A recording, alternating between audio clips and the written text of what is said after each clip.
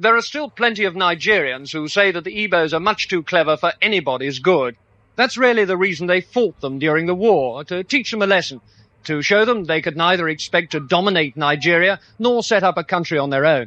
There's a Nigerian joke that says that the very word Igbo stands for I before others.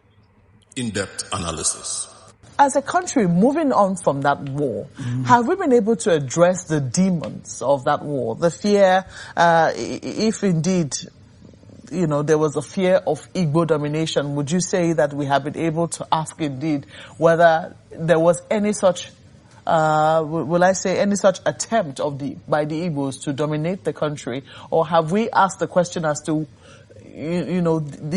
addressing the mistrust, it will seem, the suspicions amongst ethnic group about the fear of domination by any ethnic group over another?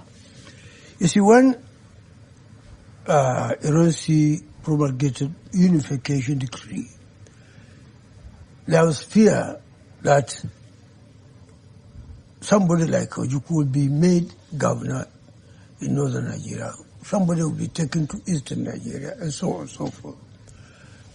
The fear at that time was not of Yoruba domination and Chikiri domination, but Igbo domination. If the head of state, who was an Igbo man,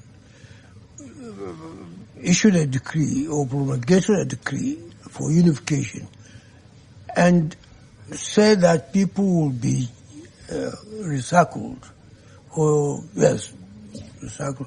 I think you should appreciate the apprehension on the part of people who perceived the whole saga as an attempt by the Igbos to lord it over the rest of the country. Why was there a fear of Igbo domination? That's because before the coup, there was this fear already, not of Igbo domination, but one ethnic group dominating the other. Then when the coup took place, and it was the Igbo officers who executed it, the attention was focused on Igbo domination. And it on and on and on, up to the time when the conflict started.